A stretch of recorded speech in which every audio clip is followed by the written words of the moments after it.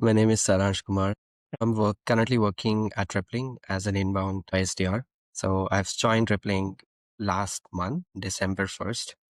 Going pretty amazing. I mean, the kind of culture, the kind of leadership that they have, I was not expecting, honestly. And the people, my colleagues, everyone is extremely helpful, even though I had some challenges in the first month, but everything has been working out amazing. And tell us your background before Rippling. Where were you working? Previously, I was working at Rally Harper's. I was actually working in the service industry. So my role basically was both of inbound and outbound role, but majority of was already focused on outbounding. So for a very long time, I wanted to shift into SaaS sales. Like for 2 years, I was already working in B2B service industry. And if you remember, I tried reaching out to you back in 2023, December, right?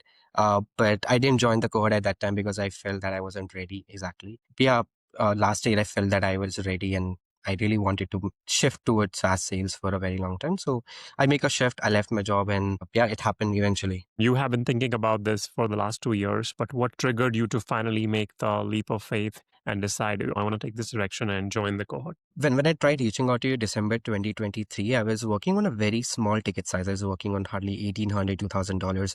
And when I was giving interviews into B2B SaaS sales, the feedback that I was getting was I need to work on like higher ticket selling roles, wherein I have understanding of working, let's say at mid-size or enterprise clients, so I can work better as a BDR or an SDR in a SaaS organization. So when I was already working for around more than 1 year, I would say in my previous company, I thought that now this is the time for me to make a switch.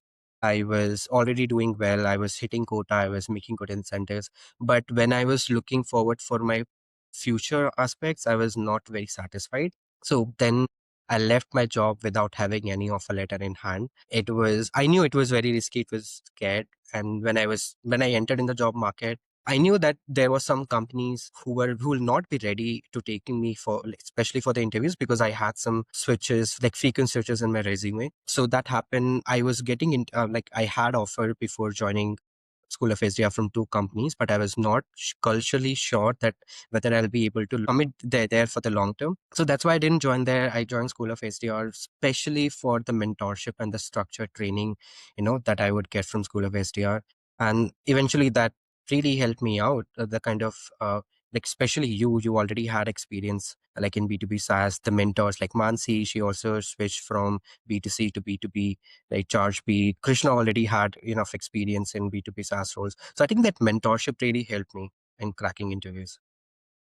All right. Thank you. Any aspect of what you knew about B2B, let's say by reading or maybe watching videos, which you felt was not really true, and anything which you feel you had to unlearn as a part of the cohort? Actually, I was already doing, I was already upskilling myself, as you mentioned, like reading books, watching podcasts and all. So one thing that I thought really would help me out in B2B SaaS was using complex words, sounding more smart and intelligent during the calls. But eventually when I joined the cohort, I got to know that this is exactly the opposite. Prospect actually do not care how much you know. It's about, do you understand their problem, and are you able to make them understand your value pain points to their current problems. So I think this is one of the learning which I had to unlearn in during the initial first week itself, first few weeks, and that really helped me out in planning my outreach. Let's say if you were to pinpoint only one specific thing which you feel made the entire course worth it. Sure, mentorship is one, but within mentorship, is there anything which you felt without which you would not have the same kind of confidence or maybe same kind of skill set which you possess right now? In my opinion, I would say that feedback, because the kind of feedback that I was getting from you or the mentors, I think that was really helpful. People were stopping me right then and there. After every assignment, I was getting feedbacks like what I need to do. I also redo some of my assignments, which I feel that could really help me in my current roles. So I think the kind of feedback that I was getting, I would say, was very helpful for a person like me or anyone who was planning to join School of SDR, because people already have enough experiences. They already are working as an SDR. So they know what has to be done, where you might fall, and what needs to be avoided. Got it. Tell me about your interview process with Rippling. Okay. The interview process actually went very well. So what I did was I cold reached out to one of their SDRs at Rippling, and he helped me with a referral. So there were total 3 rounds. First round with an HR. She did some basic quality checks, what kind of experience I had. She also asked me a question about how would I plan my outreach, like how would I prioritize my accounts, right? Then second on I had with the sales manager, Mohammed Hussain. We actually had a long call. We planned for 30-40 minutes, but eventually it landed for around 1 hour, 15 minutes-ish. We had a really good conversation. He helped me understand what exactly the expectations would be once I joined. We also had a mock call session, which he really liked. So I think the kind of confidence which I got practicing my mock calls, right? And one thing I wanted to highlight here is, so there was one of the session where, one of the mentors, Mansi, mentioned that it's helpful for you to be over prepared during the interviews rather than being under prepared. So if you remember, during our mock call sessions, I was only picking rippling. During our cold ray email assignment that you gave us, I picking rippling as a company because I wanted to understand their company so well, because I was in love with their product. I read some really good reviews. I was speaking to their current SDR, so I really wanted to get into that company. So I put my 200% into that. I prepared an outreach strategy with a mix of cold call samples, reach cadences, and LinkedIn sequences as well. That, that kind of preparation really helped me to understand what exactly the recruiter wants. So the entire conversation was not based on whether the person will be able to do the job or not, but it was more of like, when can we start exactly? Your manager recently mentioned in a LinkedIn post that you were ready on day two. Why do you think that happened? Is it because the 200% preparation you had done, or did you do anything in the first 48 hours? I think the preparation which I did definitely helped me out. It was also a shock for me when I got to know on the first day itself that I have to go live on the second day. But my manager reassured me that he'll help me in any way possible. Right? So I think that kind of support also helped me to reach my target during the first month. Apart from that, what I exactly did in 48 hours was I asked direct question. I didn't assume anything. I asked him that what exactly would be your expectations during this entire 30 days. I sat with the reps. I shadowed their mock call. I shadowed their calls exactly. And I also made sure that I have that learning mindset because I was learning on the go. So I was asking for feedbacks. I was applying those feedbacks at the same time. And eventually it worked out. I know Mansi is your friend and you have seen her journey before you Yeah. dived into this whole journey for yourself. Yeah. Let's say there is a ex Saransh. There is somebody who is 6 months behind where Saransh is today, trying to get into companies like Rippling, or let's say any B2B company for that matter. What would you tell them that they need to do, whether they're considering School of SDR, whether they are not, doesn't really matter. I think if they're planning to switch or planning to get into B2B SaaS sales, it's very important for you to understand the fundamentals, because there are very few companies who actually invest a lot in their SDR trainings. So it's very important for you to be prepared even before landing a job. You might land a very good job, but whether you'll be able to justify your salary or you'll be able to perform or not, that really matters, depends on how much preparation you are doing. So I think it's very important for a person to uh, have that kind of knowledge, understand from recruiters' perspective. They are evaluating hundreds of people every day, right? So I remember a time wherein you also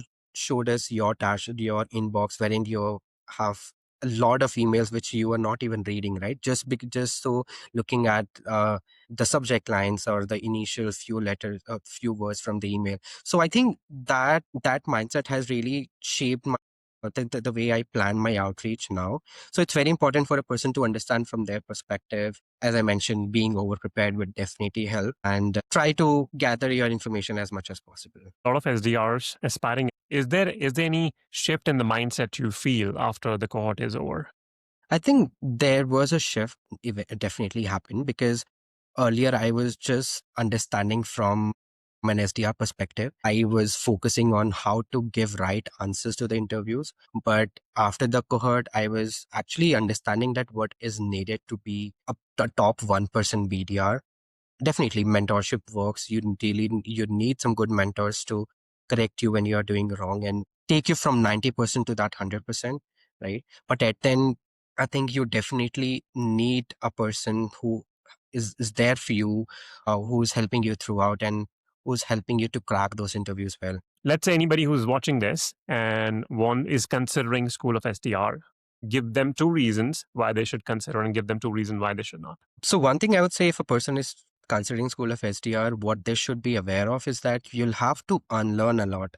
If you are coming from a baggage that this is what I have been doing, I've been getting results, I don't think so. You should, join School of SDR, because you will be tested left, right, and center every day. Your mindset will change once you join, right? And I'm 100% sure you'll be able to achieve your target better, or I would say you'll be doing better at your job after joining School of SDR, because the kind of people, the mentors, the guidance that you get is very different from what you get in the market. Second thing I would say is the kind of structured training that we get, because we have 4 weeks of entire training, right? So one week is properly focused on challenging your mindset, what you had, what you used to think earlier, and now what you need to think. As I mentioned earlier, I had a mentality that if I use complex words, I would sound more intelligent. But eventually that doesn't happen. You share a list of words which we should avoid during an outreach. So I think that mindset will really help you to be better and perform better at your job. What exactly is needed to crack companies like Rippling is the amount of hard work that you can do, the amount of effort you can put. Some people put half the effort and expect 100% results. So that will not happen until and unless you have that understanding, you have that knowledge of what exactly is required by the recruiter.